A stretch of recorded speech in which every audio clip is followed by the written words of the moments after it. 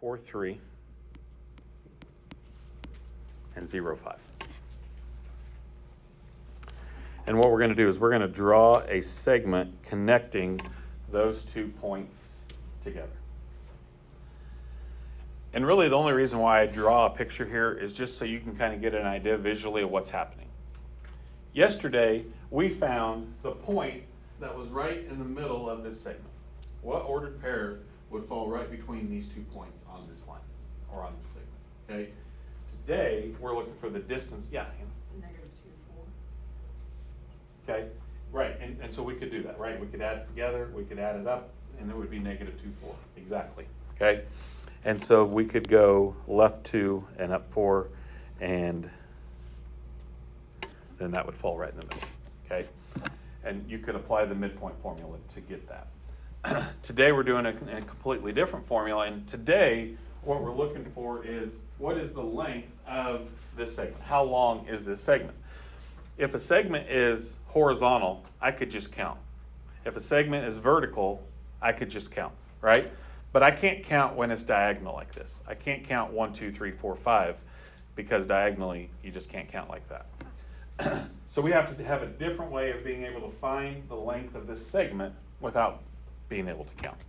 We might be able to kind of estimate about what we think it would be. If somebody wanted to take a guess how long this segment would be, anybody want to take a guess how many units long that segment would be?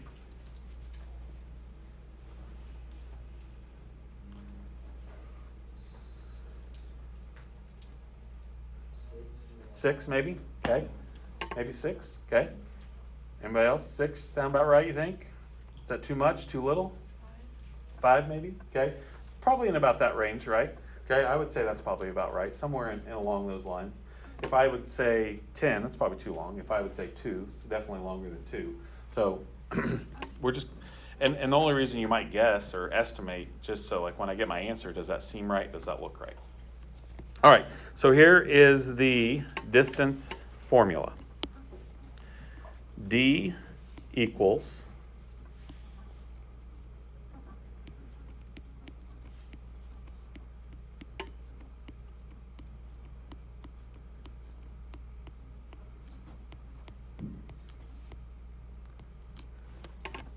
x2 minus x1 squared plus y2 minus y1 squared.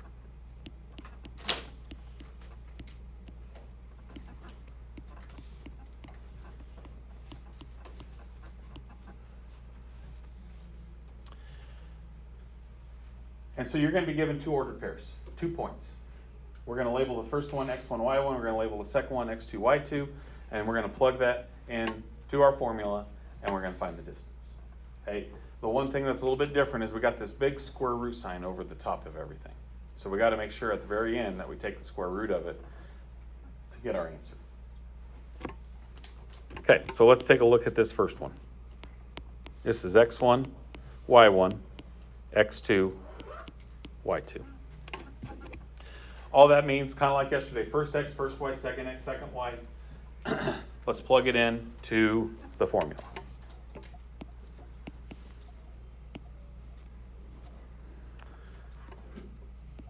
Zero minus negative 4, I'm going to go ahead and make that 0 plus 4. And then square it. And then y2 minus y1 is going to be 5 minus 3.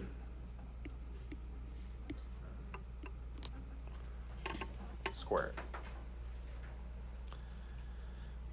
Way back when, we talked about order of operations. We got to talk about the order that we're going to do these 2 things in. And what always comes first when we do order of operations? Parentheses, right? We've got 2 sets of parentheses down underneath the square root. So we got to do order of operations here. 0 plus 4 is 4, so this would be 4 squared plus 2 squared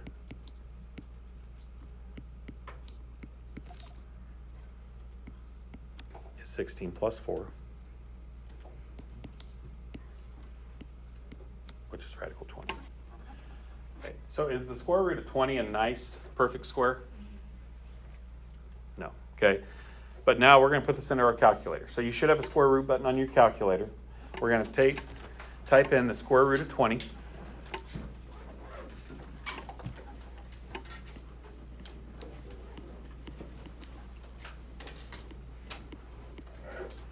And it says round to the nearest hundredth. So when I take the square root of 20, I get this big long decimal. And one of the things that I'll tell you is, on big ideas, we got to make sure we're careful about how we round. Because if you round just wrong a little bit, then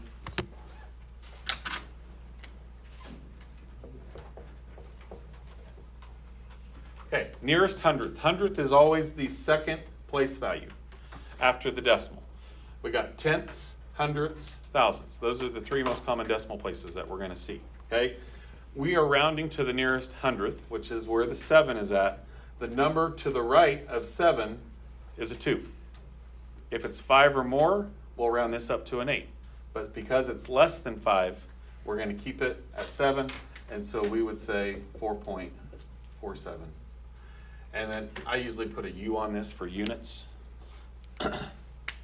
because it's on a coordinate plane. It's not feet, it's not inches, it's not centimeters, it's just square units, or just units. Okay. And so we're saying the length of this segment here is just a little bit less than 5 units long, about 4.5 units long. Okay. 1, 2, 3, 4, and then just a little bit more than 4. Our guess was 5 or 6, so we were a little bit high, okay? But we just did that to kind of say, oh, about what do we think would be? And sometimes estimating, you're not going to be super close. Okay? Any questions on calculator or any of that so far? Okay, try the second one on your own. Use the same format that we just did. See if you can come up with number 2 on your own. I'll do it while you guys do it, and we'll compare.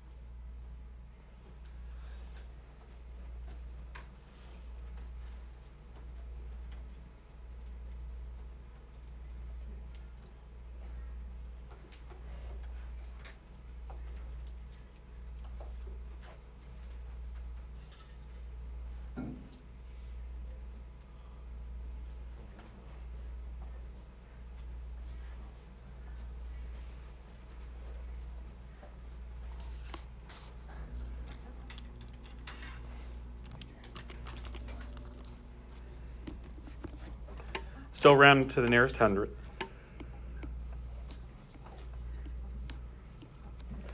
Biggest thing is really make sure that you watch your signs, you're subtracting a negative and things like that. Everybody think they got it? Hendricks, what'd you get?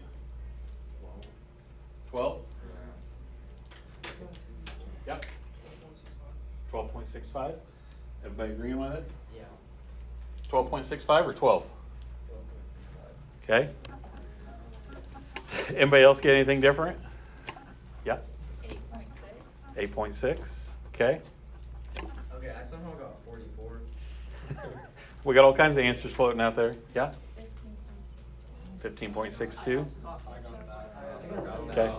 Sounds better? Okay. That is the correct answer. Yes. So let's take a look at it. Let's see where you went wrong. Okay. 15.62 should be the correct answer. Okay, make sure you're subtracting the right thing. So first of all, x2 minus x1. Check your work here. Okay. 10 minus negative 2 would be 10 plus 2. All right, subtracting a negative makes a positive. Negative 3 minus 7. 10 plus 2 is 12. Negative 3 minus 7, watching your signs, is negative 10. Squaring the 12 gives me 144. When I square a negative times a negative is a positive, so make sure it's positive. These two numbers should always be positive because you're squaring them, right? So you should always get a positive answer there. And then we add these two together, 244, and we take the square root. And then that's where we get 15.6. Okay. Those of you that had something a little bit different, did you guys figure out where you went wrong? Yeah. Okay. If you got something a little bit different and can't figure out what you did wrong, get with me and I'll be glad to look at it with you and see what happened. Okay. And I kind of let you go quickly, right? I mean, just to kind of see if you could do it. We will do that occasionally just to kind of see if you can kind of figure it out a little bit on your own. But I would say really take your problem step by step. Okay. If you try to go too quickly, that's a lot of times where we make our errors, right? Just a little positive and negative sign changes everything. Okay, this one here, same idea. We're going to still find distance, but we don't have ordered pairs. Okay, so we have to find the ordered pairs. We have to find the points that we're going to be using. So it's kind of a story problem a little bit. In order to do this story problem, we got to know our directions. Okay, seems like because nobody really uses maps anymore, everybody relies on Google Maps, and nobody really knows what's north, south, east, and west, right? But hopefully you know your directions, or you probably, at some point in time,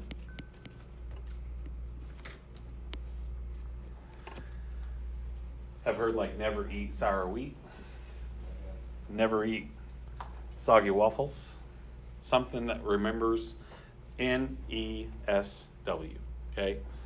Never eat sour watermelon. I've heard all kinds of different things that you can remember to help you remember the order. North is always the top, okay? And then you just work your way clockwise around the outside, okay? We kind of need to know that here because it's giving us directions based on a compass direction. 4 miles east and 1 mile south. I grew up on a farm, and so like my dad would say, hey, look, you need to go work that field over there. It's 4 miles east and 1 mile north. So I had no pretty good directions. There was no Google Maps in my day. So we had no directions pretty well. 4 miles east. So we're always going to start at the center, right? Just like we would anywhere. So we're going to go 4 miles east, 1 mile south. 4 to the right, to the east, and then we went down a mile. Because south is down. North is up, south is down. What would I label that ordered pair right there? 4, -1. Good.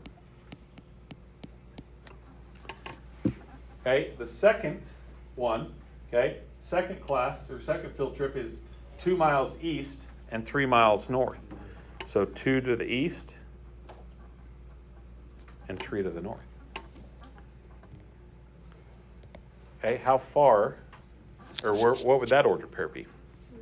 2, 3.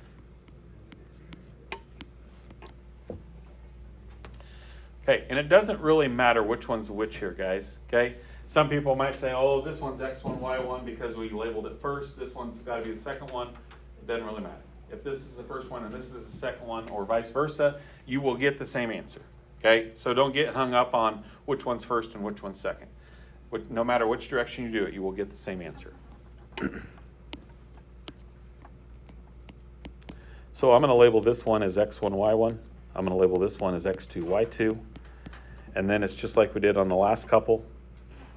We're going to find the distance between those two. The direct distance. Estimate the distance between those two. Right, so X2 minus X1 would be 4 minus 2 squared. And then -1 minus 3 squared.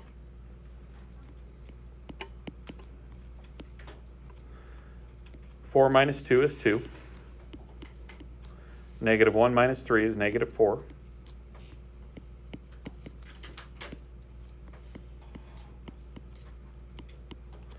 Two squared is 4. -4 squared is 16.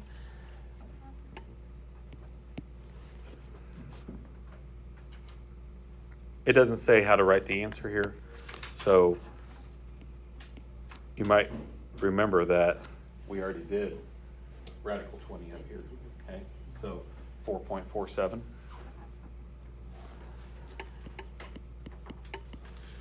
And our label on this one would be miles, because in the directions it talks about everything being miles. Okay, that's all we got for today. One formula, just using it a couple different ways. Try to get into big ideas, see what we got going on today.